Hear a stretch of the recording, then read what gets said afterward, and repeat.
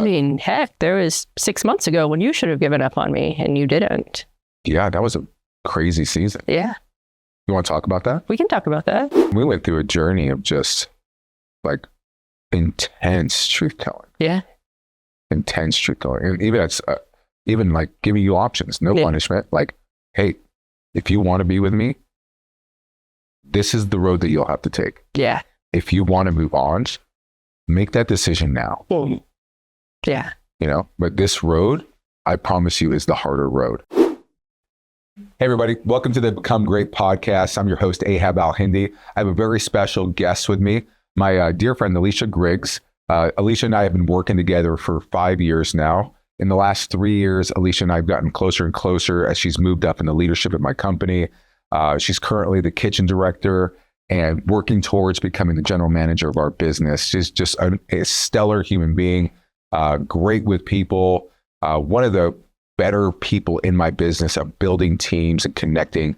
And so when we got to this point in the series, in the podcast, when we were talking about team, I really wanted to bring Alicia on here because she's so good at connecting with people, so good at building teams. Alicia, thanks for being here. Oh, thank you for having me. Yeah. Always fun to come and hang out with you. So yeah, have a casual conversation in front of a few hundred people. Yeah.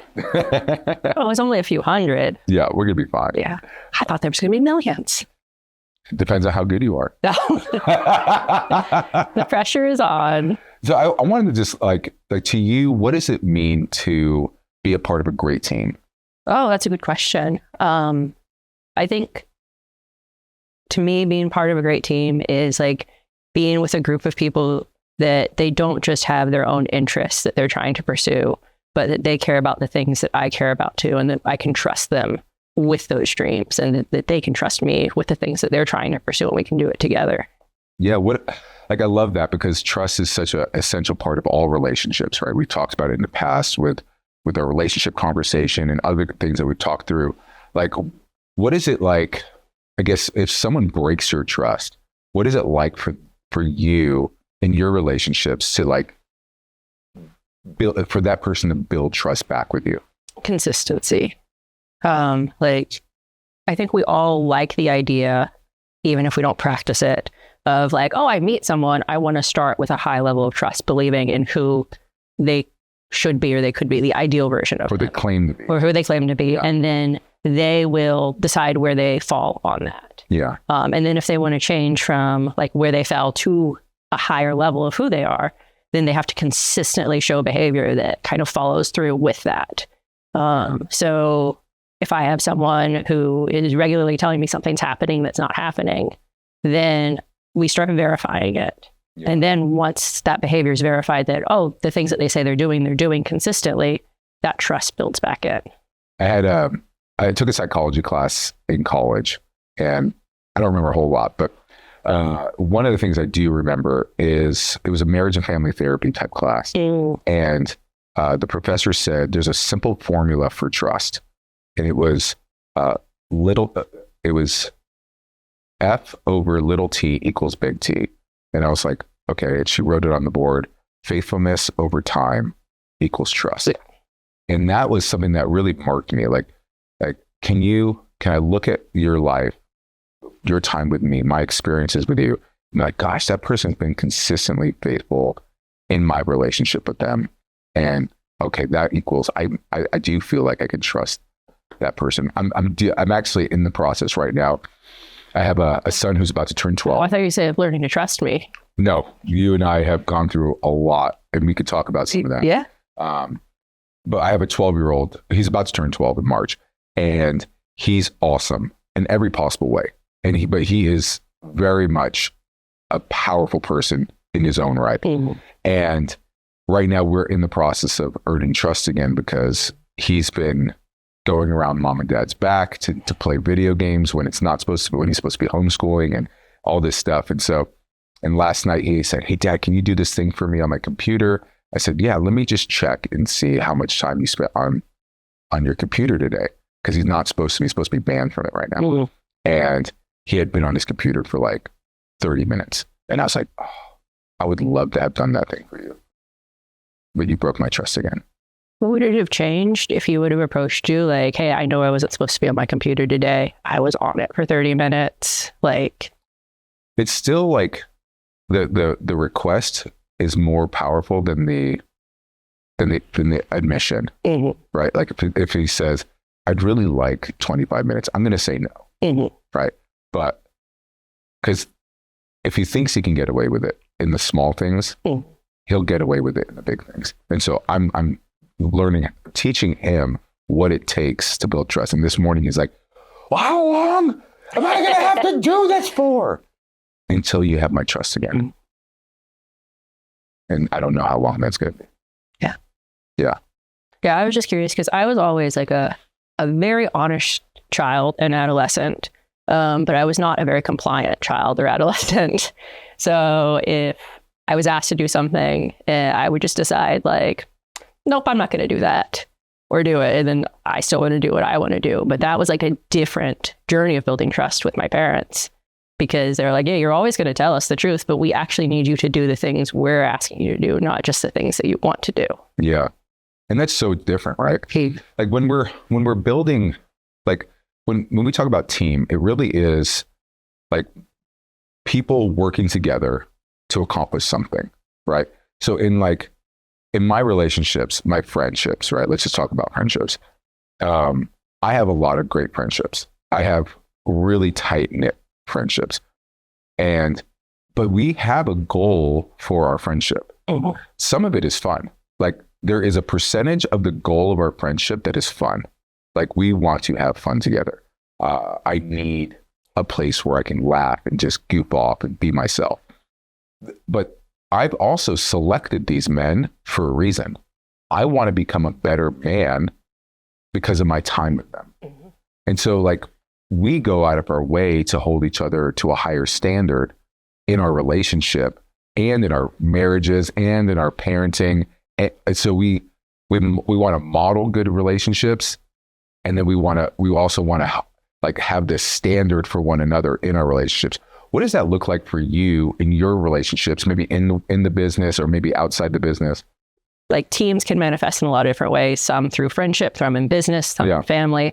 And there is normally a common goal that everyone's working towards. And most people don't articulate like, you're my friend. We have a goal of this friendship. Yeah. And so you were talking about the goals of your friendship isn't just to have fun, but it's also like, how can these people influence my life in a positive way and hold me accountable to who I want to be? Totally.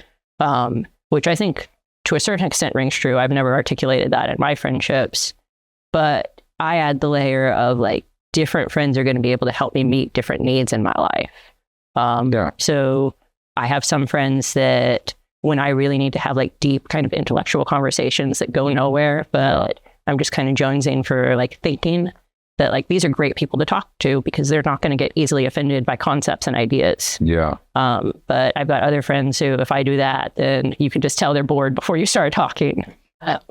What's it like that? Maybe you've never articulated it before, maybe you've never thought through it, but like the selection of friends for you? Oh, I am fairly selective. I think I have some friends that are just very popular. Even as adults, they meet everybody and they're like, oh, that's my friend, and that's my friend, and that's my friend, and that's my friend. If everyone's your friend, who is your friend? Yeah. And then it confused me because I was like, am I an everybody friend or a friend? I can't, like, where do I fall in that? Absolutely. But I'm very selective. Some is, I just don't have as much social energy as I've noticed other people have. Yeah. And so if I'm going to invest like that resource of energy, then it has to be someone who it's worth that investment for me. So you're more of an introvert. I'm much more of an introvert. I've never noticed. Really? Yeah. I mask really well at work, No, yeah. I have known that about you. Yeah. But I love that you manage your energy.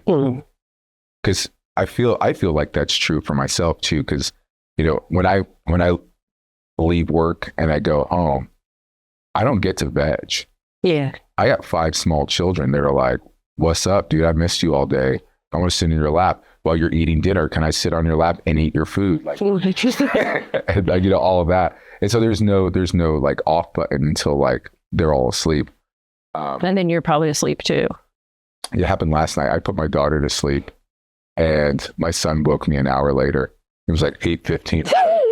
Where are we? What year is this? Yeah, those naps that you wake up and you're like, are we in the same century? What happened? where am I? Yeah. So like, what is that like when you're thinking about it, when you're connecting with people, what is like an attribute of a person that you're like, this is the kind of person I want to build with. I want to connect more with. I think fun is like that's a crazy, like there are some people that I just find like no sense of fun, no sense of funny, very boring, no innovation in like what they're thinking or how they're approaching Yeah, things. totally. And that'll kill me faster than almost anything else. Yeah. I think that's the only reason you've hung around me so long. Yeah, you're fun. Well, and you never know what I'm going to do. Yeah. And I think we go both ways sometimes. You're not sure what's going to come out of my mouth. ADHD throws me over here. Your ADHD takes us over there. Yeah. So just having that sense of fun is like huge. Like, honestly, like the world is big and there are serious things happening all over the place, but it's not that serious. And life's really not that deep except for like a handful of things. Yeah. And so if you take like everything really seriously and like, oh, there's depth of that and that and that and that, like I'm just done like before I even started because that's too heavy. Yeah. But that it's like, yeah, there are some serious things and I'll take those things seriously, but we can have fun, like goof off and stuff like that too. Just as important. It's so important. My wife she's making new friends and then the inevitable, like I set us up for a double date. And this can go really well or really bad. It all really depends on whether the husband is fun. Yes. And if the husband isn't fun, I'm like, oh man, this is killing me. But we had one on Saturday and the guy was awesome, made a new friend. And I was like, this is great. But it's just, it really does. Like, I think the likability of a person, we talk about this at work all the time, right? Like just like finding ways to be likable because likable people draw more opportunities to themselves. Yeah. Right. And yeah, if you're influential in a group or if you're leading a group too, finding ways to like the unlikable people too is really important. Because there are some people that it's like, I see nothing in you, but I know that there has to be something in, like your mom loves you. If your mom loves you, then... Well, it goes down to that core belief that we have, right? Like everyone is significant. Yeah. Right. And so my wife is great at this. Like she will find we go to a party. If there's someone sitting alone, my wife is with them. That's so sweet. She's all about like, oh, can I get you a drink? Come on, hang out. Do you like dogs? Like I love dogs.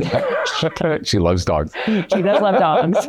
And so my wife just like, she looks for those people where I'm like, I want my people. Where are my people? Like I've been around people all week. I want my people. But my wife's just like, I would love to just spend it with someone who needs company. I think that's how she found me. Alone. Yeah. I mean, that's most of my friends adopt me before I adopt them. Oh, really? Yeah. Tell me about that. I mean, I think because I'm super happy with solitude and I'm very, very independent, which can get in the way when you're building a team and stuff like that. Because I'm like, are you dumb? Let's do it. This is clearly the better way. And that doesn't really work. Where it's like, okay, what are we doing? But tell me how you overcome that. Because I've seen you overcome that over and over and over again. That need for solitude, the overstimulated by too many people, but you still seem to be really good at leading and developing people. Yeah, thank you. The need for solitude is huge. And I think some of it is like being really honest with my peers and the other people of influence, where like, if I run a meeting or if I'm doing something very outgoing, I have to put myself out there and it costs a lot, knowing that it's like, oh, hey, I can pull back. Like after this, I'm going to take my break. Nobody talk to me. Yeah. Like everybody leave me alone. And then I don't waste that time. Like it's so easy to start doom scrolling on your phone or whatever. Yeah, for sure. But I can't do that because then I have to be back. There are people that are waiting on me or expectant for me to show up again and to be the person that they need me to be. Yeah. So I need to like be mindful and take the time. So if doom scrolling It doesn't bring me life. Doesn't give anybody life. And going after that dopamine hit, right? Mm-hmm. If that's not it, you said you don't want to waste the time. What is it that you do? What is it that you do? What is it? There's two things that I can do. Is like, one, if I still need productivity for work, like if I can't take that full break that I need, I do something that's going to bring indirect value to the business, or to the team or whatever it is. Yeah. So it'll bring the indirect value, and it's a way that I can still be productive and I can engage like part of my mind while I let the other part of me reset, or the social part of me reset. So for work, a lot of times that'll be in system building and cleaning up and stuff like that, because that's just thinking. But when I actually need to like reset that social side, I have enough time for it. Reading is huge. Just kind of meditating on ideas and processes and things that conversations that I've had, and kind of like, let me file away. Cause like right now we're having a conversation, and when we walk away, I'm gonna be like, how did I feel about that? Yeah. Do I still love Ahab? Yes. But I will kind of ruminate on some of it, and not in a negative way that it's going to be destroying the rest of my day, but I just need to figure out where am I putting all of these things so I can pull them out later. That's cool. So you feel like you compartmentalize some of that stuff? Like you have to put it away. You have to at least process it so that you can move on from it? Yeah, there have been times when we've been even brainstorming, and I'll come up with an idea. You're like, I love it. Let's do it. And I'm like, I don't know if I'm on board with the idea that I gave you. Yeah. Let's come back around to that in 15 minutes. I'm like, nope. I'm 100% on board. And then 15 minutes later, you'll catch up to me. Yeah. I was like, I like that idea. You're like, you should. It was yours. And I was like, well, I needed time with that idea. Yeah. Yeah. You and Mark both. Boy, howdy. You guys have taught me how to slow down quite a bit. Yeah. We can still go. We just can't go on that. Yeah. Wait for the concrete to dry, and then we can drive over that road that we're building. Yeah. I go through wet concrete all the time. Yeah. Yeah. Muddy up my boots. What is something that, like, in the way I, like me personally, the way I've built teams, the way I've kind of, I've brought people together, and what is something that you've learned from me or that you emulate from me on a regular basis? I think like the key concept that was yours, and then you taught Preston, and Preston taught me, and then you taught me again because I was a little bit slower to catch on to it, is really believing in people. Yeah. Because it's pretty easy to write somebody off, like to have an experience with them, to make a judgment on who you've decided that they are, and not create space for them to become who they're meant to be. And so like Preston first taught that to me, in just like, we're training all these people in the kitchen together and stuff like that. Yeah. And I'm like, they're never going to get it. Like, it's okay. It takes different times and stuff like that. Yeah. And then for like, you've really taught me more. It's not just about filling in positions, but it's like, how do we develop people, and how do we pull what we can see out of them, and not build on who they are, but see who they're becoming and help them get there so they can build something. Yeah. It really is a powerful way to do life. And I find that it gives me a lot of meaning. What happens when you believe in someone's potential more than they're willing to put the work in towards their potential? It's so frustrating. Yeah, it happens so often. It's so frustrating. Yeah. I think a lot of it depends with, like, in the moment, it's just really, really frustrating. And if you choose to build on someone who won't believe who they could be, like you believe in their potential and they don't, then they will always bring down to the level that they believe, like who they are. Yeah. And so you have to be really mindful in that. It's like, I can't build on you yet because I see who you will be, but you're not there yet. And so we can like help guide the path. But if you're resistant to that path and you don't want to go down that path, my heart first has to come to the point where it's like, I'm not actually in charge of their journey. Yeah. And I don't get to see where they're going. That's amazing and awful. And we've talked about that multiple times, where what Bible verse is it where it's like, one man plants, another one waters, but to the Lord it goes the harvest. Yeah. We've had that conversation a couple times. Yeah. because I can't get it. Like, it's not about me. Yeah. And sometimes it's when we're disconnecting from a relationship with that person. yeah. Right. It's like, well, I got to plant. Mm-hmm. I'm going to have to trust God with the watering. Yeah. Right. Yeah. Yeah. Yeah. It's up to them. Like, there've been, like, you want to see the full story. Yeah. Like, who do you become? What's going to happen? Yeah. And just follow them on Instagram. You'll be fine. Perfect. Instagram. I haven't been on Instagram in like 3 months. That's good. I don't post ever. So, Yeah. Yeah, I want to see right now the end of the story. Yeah. Because I think it's about me, and it's just not. Yeah. And, you know, I'm sure people gave up on me when I was 20, when I was 23, when I was 28. Like, there was different segments of my life that mentors should have given up on me, and some did give up on me. Yeah. There were segments of my life that friends should have given up on me, and some did give up on me. I mean, heck, there was 6 months ago when you should have given up on me and you didn't. Yeah, that was a crazy season. Yeah. You want to talk about that? We can talk about that. Why don't you shed some light on what we're doing? Yeah. I think I lost focus on the things that you had trusted me for. And then instead of being humble and realizing that, I got self-righteous and like dug in and decided that like everybody else is dumb and like they don't understand and whatever it is. Yeah, my problems are so big, they don't get it. Yeah, they don't get it, which is just, I rejected vulnerability and I rejected taking a responsibility for the parts that I have in. And then when the mess came and everyone's like, I think you're responsible for those things. It was like, that can't be right. No. And we had to have a series of like difficult conversations where I had to get my head out of my ass. And, I'm not sure how far up it was, but yeah. And really, like, I also had to let the Lord work. And it's like, actually, it's okay for you to look around and make other goals in your life and stuff like that. But you also have to be honest if you're not prioritizing the things that you've been entrusted to. Yeah. And we went through a journey of just like intense truth telling. Yeah.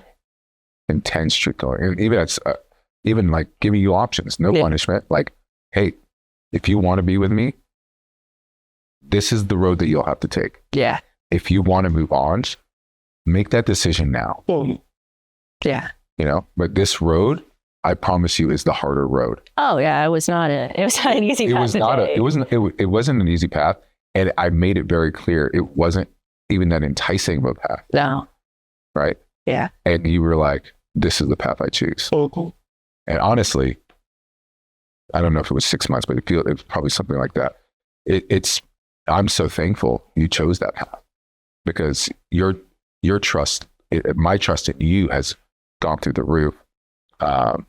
And you and I have worked through so much, and I feel closer to you than I ever have. Yeah. Since in our 5 years of working together. Yeah. I feel like in the sense that like I didn't steward what had been entrusted to me well, and then got another chance, it gives even more opportunity for me to trust you. Yeah. And that was a part of it, right? I remember one day I was praying, and I felt like I was reading the Bible, and I read that verse that says that the devil is like the father of lies, right? And I remember just kind of going, Lord, why do they call him the father of lies? And in my heart, I felt like she replied, like, why do people lie? And I was like, to protect themselves. But this isn't what he said. He said, people will lie because they're afraid of your response if you knew the truth. And I was like, oh, okay. So people are going to lie if they're afraid of it's because they don't trust you, right? They don't trust your response. And when you're working with a team, if you're the leader or if you're a part of the team, there has to be a mutual trust going both directions, where you feel safe with me, I feel safe with you. And that, for the most part, does not come quickly. And I feel like with you and I, we took the longest road possible to get there also. Yeah, we did take a long road, and probably the hardest road. but nothing brings people closer together than adversity. And I think in my world, where other people, adversity is their excuse. In our world, adversity is our edge because we rise to the occasion. Yeah. Yeah, I think that's true. I think we think through like some has been just like some adversity that we've had has been self-inflicted. Like we make our own stupid decisions and then we have to deal with them as a team. But there's other adversity that we've encountered together in the last 5 years that like nobody could have. Yeah. Nobody could have said that that was going to come, and we didn't know how we were going to respond until we were in the moment. Yeah. And then I think we surprised ourselves and each other in those moments. Yeah, we've had a team member pass away. Yeah. We've had numerous things to just like that just kind of happen in our business, and gosh, man, I feel like each step of the way, it was like a gut punch and a level up, a gut punch. And then we leveled up, and it caused us to become better. Yeah, and because that's kind of the, if I can summarize it, that our adversity we've turned it into our edge, our advantage. Yeah, I think like if I were to kind of analyze it, it becomes those moments that the problem is bigger than one person. And so one person can't like swoop in and save it. And so we have to either trust each other and build together or decide like, oh, we're out. Yeah. And so every hard thing that we faced as a team, we've had some people who said like, no, I'm out. But the ones that stayed are the ones that like grew in trust for each other. And it's like, I actually can't carry this part of it. It's bigger than me. I can't fix it all. Yeah. One thing that I've seen over and over again is whenever we've gone through hard times, we've locked arms. And that's been a real gift to me. It's not just you, it's our whole team. We'll lock arms. And it's been healing for me. And I think it's been healing for a lot of the people on our team. Lisa, thank you so much for sharing your time with us, sharing your wisdom. It's been so good to have you. If you like what you're hearing, please like, subscribe, comment. Boost the algorithm. That's the goal. Yeah. It really does help us. The more you like, subscribe, and comment, it does help get our content to more people. Our hope and our goal is to add value to as many people as possible to become a digital mentoring platform. So don't forget, you too can become great.